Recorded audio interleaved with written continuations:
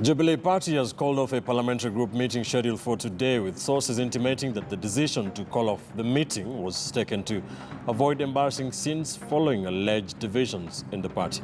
But even as the party leadership insists all is well, leaders from the ruling party have continued to openly differ over issues like lifestyle audit and the war on corruption.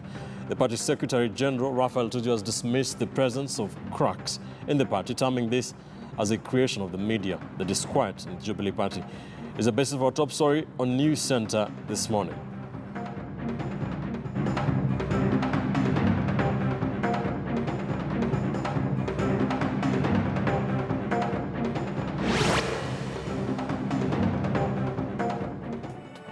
Before we continue with our discussion here, Director of Public Prosecutions Nordin Haji has approved the prosecution of Busia Governor Sospita Ojamong for abuse of office and flouting procurement procedures. The DPP is recommending several charges, including conspiracy to commit an offense of economic crime, engaging in a project without proper planning, abuse of office, willful failure to comply with law relating to management of funds, and fraudulent acquisition of public property. Ojamong will be charged alongside 9 others: Timon Otieno Mboga, Bernard Craig Yate, Leonard Wanda Ombibira, Samuel Osieko, Alan Okweni, Madam R Enterprises Limited, that is a company, Edna Odhiambo Odoyo, Renish Achieng Omulo, and Sebastian Helens-Leben. Those are the 9 accused alongside the Busia Governor Sospita Ojamong. A breaking story, a developing story we are following up here on you from the county of Busia. Our man in Western Kenya, Willie Lusige, is currently following this. He's in Busia right now, trying to piece the information together to see if there are ESCC officials there, if indeed the Busia Governor will be arrested. We are on top of that story for you in the way only we can. We shall be bringing you the latest as soon as it happens. That contains all the laws relating to the operations of the county government.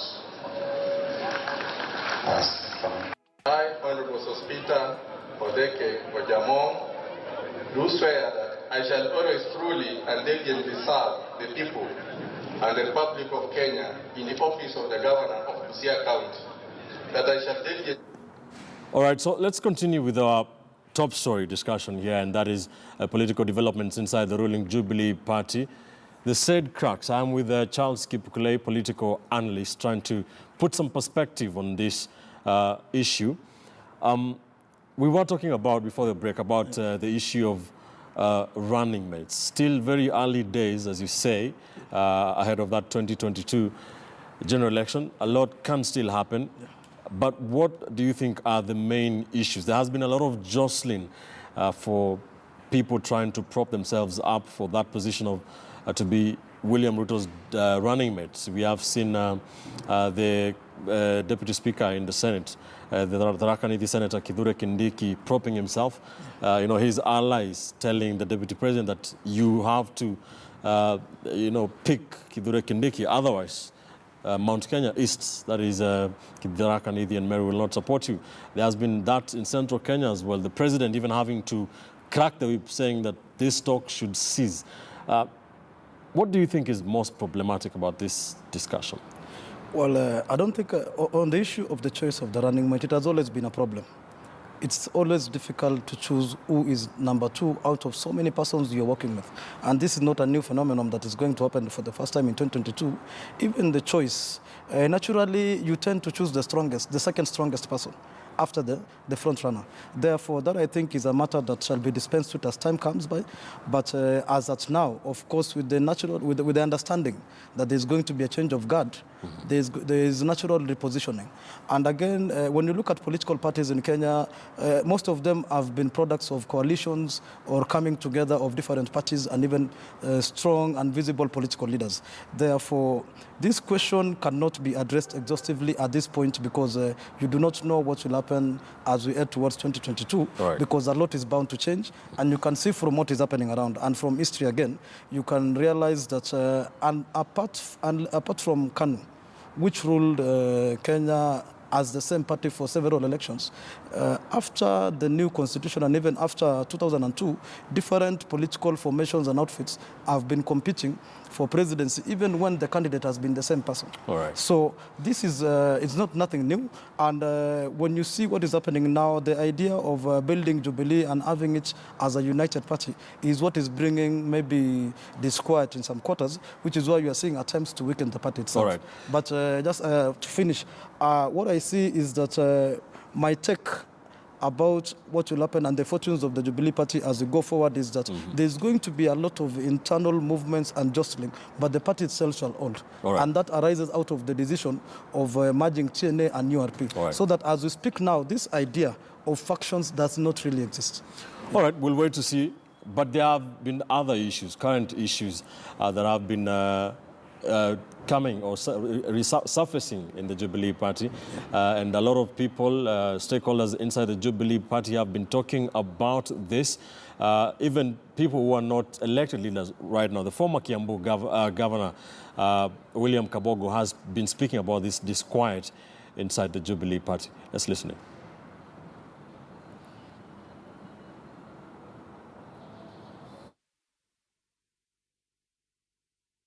Time leaders, we want to confuse Kenyans. Why would we say there is no problem? See, Murkomen has shouted there is a problem, and I'm sure that is why they are being called. I would do the same if I was leading a party like Jubilee, and these issues are happening everywhere in media. There are talks of, partying, the president cracks in between. I've seen it on newspapers. Really, if I was the leader of the party, I would call a PT.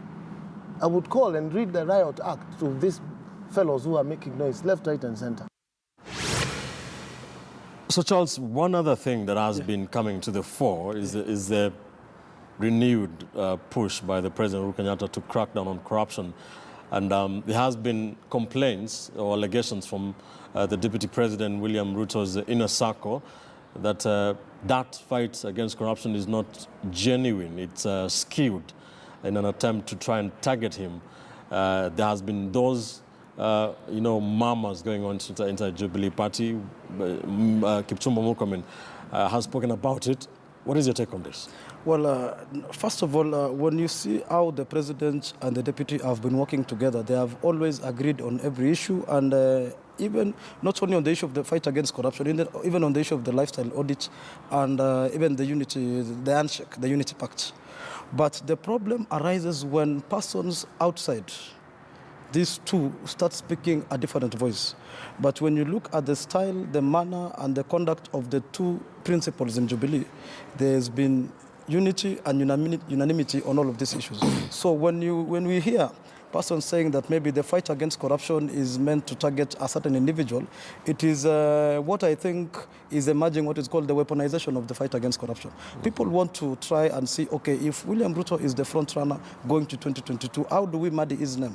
When it is people who are very close allies of the deputy president, you want to believe that they cannot be very far from the real situation. When you look at the fight against corruption and how the trajectory it has taken, the persons who have been taken in and everybody, I cannot even remotely have a link between and say this person who has been listed and is being prosecuted has any connection with William Ruto. I do not see.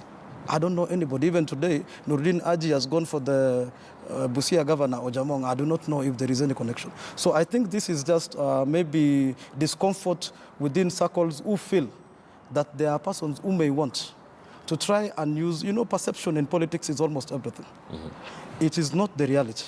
But someone comes and repeats a lie 1,000 times, it almost becomes the truth. So what they're just trying to do is to shield their boss. All right. But essentially, this fight against corruption is not a political strategy. I think when President Uhuru Kenyatta realized that decided that he wants to leave a legacy, the Big Four, he felt there was even the realization that the Big Four is not achievable for as long as the fight against corruption has not been won. That is the foundation of now securing the Big Four. So this one is a different thing. Right. It is actually the anchor of ensuring that the Big Four succeeds, right. And the Deputy President has supported it alongside the lifestyle audit and even the Unity Pact. These voices that speak outside, it's only unfortunate that they have come to that extent that they are speaking that way, but I think the Jubilee Party should now start looking for platforms of unity, where they speak and they say on the issue of the fight against corruption, as the party, we are together. These are standing on the issue of the speaking about those voices very quickly, let's listen to the so even as the party denies that there are divisions, members from what could be described as a political bloc for the Deputy President William Ruto have been pulling in different directions. Listening. I say that there were a few elements who wanted to put problems in Jubilee, and not people who are even within Jubilee political parties. Neither did I say they are members of parliament. I have a problem with is people, including some of them whom you might be knowing, who want to put roadblocks on our unity. And this is not the first time they started. They've been doing that for a long period of time. Matamshi kama ya Murkomen iko na nia ya kutenganisha Jubilee. Kuja katika vyombo vya habari hame mikutano ya hadhara na kumwaga mtama mahali kuna kuku wengi. I don't think there's a problem at all. If there is no problem, then Murkomen is creating the problem. Yeah. Why would he create a problem? Why would he say that people around the president are the ones that are scheming to block the DP? So, what is your take on those sound bites there from Kipchumba Murkomen and Joshua Kutuni and Kabogo saying if there's no problem, then Murkomen is creating problems? Why is it under such fire? I think what is happening is that I told you about the perception. The reality is that President Uhuru Kenyatta and William Ruto do not have problems themselves. They have not manifested that. And the last time President Uhuru Kenyatta spoke about his succession, he said it is William Ruto who is going to succeed him. So in the absence of him saying anything else, then I think we need to believe that. But now, for the question of the majority leader in the Senate, speaking about maybe some concerns, I am not at the position where Murkomen sits that he can get some privileged information. So I may not be able to say the reason exactly why he's saying this.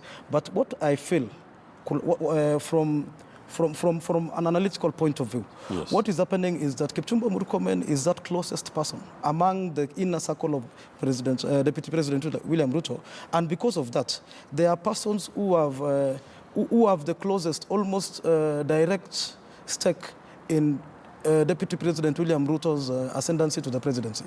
Therefore, any signs of things that may go wrong, they are the persons who feel like they really need to, it is heightened sensitivity to what is happening around them. All right. And all of this is not reality, it is perception. I do not think there is a problem there. Do you think that there is a conflict between President Uhuru Kenyatta's last term being about his legacy, the Big Four agenda and all that, and the Deputy President also having to contribute to that legacy, but still participate in succession politics for 2022? Actually, I don't think there's a conflict. In fact, this being the last term of President Uhuru Kenyatta, in 2022, William Ruto becomes the incumbent.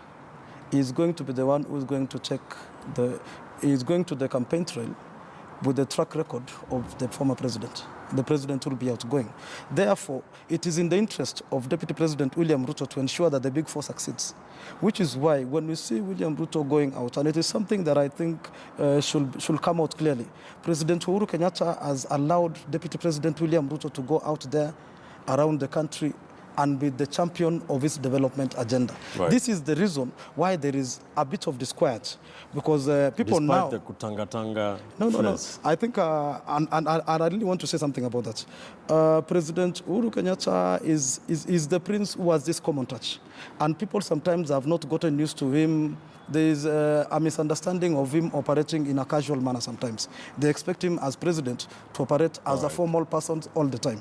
But President Uhuru Kenyatta, for a very long time, has always had this informal manner of referring to Deputy President William Ruto. So when he says kutanga-tanga and all that, it is a friendship. You know, sometimes even when men speak together, when men speak together, sometimes you'll see them picking a phone and then maybe saying something that will feel, hey, do you have a problem? But it is that level of friendship that you can just say something and it's only the two of them who understand that. So my take is that in the absence of any comment or any direct or explicit action by the president to demonstrate that he is really trying to sideline his deputy, we must work with the reality of the matter that President Uhuru Kenyatta has allowed his deputy to be the front runner and the champion of the development agenda, because President Uhuru Kenyatta has taken the higher pedestal.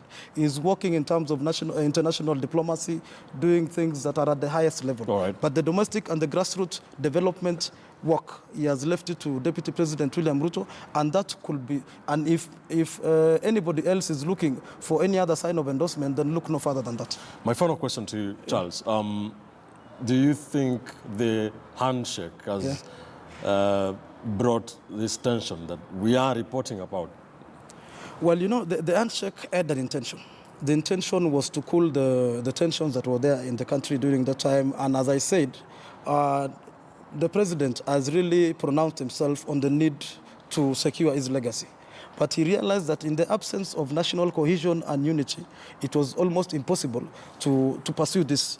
Therefore, the handshake had a purpose, and all of them, and as I said earlier, including the deputy president, supported it. But now, you know, Raila Odinga was the biggest rival of President Uhuru Kenyatta prior to 2017. So it is difficult. It's almost impossible to reconcile 100% the sentiments of every Kenyan that Raila Odinga has only come to work on the issue of unity and not pursue another ulterior political motive. And again, for any strategic politician, if you get an opportunity to warm yourself closer to the centers of power and reposition yourselves, even through the handshake, then they'll take it. But now, the idea is that the original intention of the handshake was to build unity, to bring down tensions, and allow for a conducive environment for the realization of the Big Four, and not for the president to have that stable environment. But of course, the interpretations are going to be different, because Kenya is a unique country where we are a political nation, and campaigns. And when the presidency, the winner is announced today, the campaign for the next election starts the day after tomorrow. Immediately. So it's not a big problem. All right. Thanks so much. Charles, thank you very much, Ben. Political analyst, just helping us to put perspectives into this story, developing political story inside the ruling Jubilee Party over that reported or alleged disquiet that the party hierarchy has denied, saying all is well. It is a story we shall continue to keep an eye on. Our political team is on top of things. Thank you so much. All right, in other news, human rights groups want the police to be held responsible for the death of a 17-year-old boy from the county of Kilifi, whose body was found in a trench on Tuesday last week. As conclusion, the activists say the post-mortem report shows that the boy, identified as Katana Kazungu, was shot at close range. The activists have threatened to hold demonstrations this coming Saturday should no action be taken against the killers.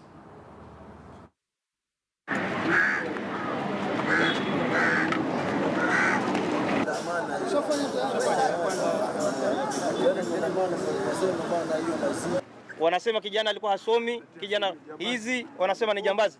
Hizi ni risiti zinaonyesha kwamba kijana alikuwa anasoma katika shule ya Ndatani, na imeandikwa hapa vile mzazi alikuwa analipa zile. Sawa. Mtoto mdogo wangu watatu kijana. Mdogo wangu watatu kijana. Sasa eti jambazi sugu. Ni unafiki tu. Ni unafiki sana. Walimuua bila sababu. Hakuwa jambazi. Hakuwa na chochote. Lakini tunaomba tusaidie tu kwa hilo. Huyo kama ni askari, kama ni chifu wa mtaa alisababisha, pia achukuliwe hatua. Hakuna kuogopa mtu yoyote hapo. Kwa hivyo lazima chifu wa mtaa ahusike kwenye kitendo. Anajua kila kitu, lazima achukuliwe hatua. Hili umefanyiwa upasuaji kama vile tulivyokuwa tumesema, na baada ya upasuaji imebainika wazi kwamba kijana aliuawa na mtutu wa risasi. Alipigwa risasi kwa nyuma akiwa karibu sana, yani close range, na risasi ile ikaingia ndani, ikaharibu mbavu moja na ikapitia kwa moyo na ikatoka nje. Leo ni siku ya 6 itakuwa imefika. Lazima wamtoe huyu aliyemuua kijana wale mapolisi. La sivyo, tuwarudia, tutafanya maandamano pale, tutachukua marehemu, Ijumaa tutapanga, tutampeleka, tumweke pale katika kituo cha polisi. Kwa hivyo ndugu zanguni, postmortem imeisha, lakini kwa hakika huyu kijana ameuawa kinyama. All right, let's switch gears a bit and now take a look at what Kenyans are talking about in the interwebs. Tandiwe Yego is here to take us through that. Tandiwe, good morning. Good morning, Ben. You have been supporting the winning teams in this World Cup. Are you in your Brazil colors? Of course, Ben. I am in my Brazil colors, as you can see. It's all yellow. I'm so excited because yesterday's match was so thrilling. And as everybody already knows, I'm not that much of a football fan, but I have been really getting into it this time around. And I was absolutely taken aback by Brazil's performance in yesterday's game against Mexico 2-0. It was absolutely thrilling. It has been interesting, apart from Neymar's theatrics. Yes. Oh my goodness. That is exactly what we're going to be talking about during the show today. Neymar's drama. I think both he and I should have a drama class together because we're both so extra and we're always taking it to the next level. So we're going to be looking a bit at that today during the show. And of course, we're going to be looking at our next story, which happened in Thailand. It's the Thai cave rescue, where a group of 12 boys and their football coach were trapped underground in caves, in Thai caves, and they were just rescued. They were there for 10 days and they came out, all of them alive. It's a fantastic and very miraculous story. And then we're going to move on to our last story. We're taking it to Australia, where a curious tourist decided that she was going to hand feed a shark. So we're going to take a look at what happened there. So let's get it started, of course, right off the bat with the Neymar at the World Cup yesterday. We all saw the game. If you didn't manage to catch the game, we're going to show you a clip, a little bit of a recap of what happened. This was Neymar's 57th goal for his country. And we all know that Brazil is a favorite to win the World Cup, and they're going to be going against either Belgium or Japan in the last 8. This is a very hot match. We're going to be so excited to see what's going to happen, who's going to take the World Cup. Brazil is the favorite to win, but this has been a very surprising World Cup. We never know what is going to happen. With Brazil as the heavyweight, they were sure not to leave the World Cup like the others did. We were so surprised to see how Germany was beaten, but as you can see, the dramatics that were played out on the field, Neymar, who was stepped on, his ankle was stepped on by the Mexico player Miguel Layun, and I think he kind of took it a little bit overboard with his reaction, acting like he'd been shot. Neymar, relax, it wasn't that serious. So right now we're going to take a look at the clip and have a little bit of a recap of the match yesterday.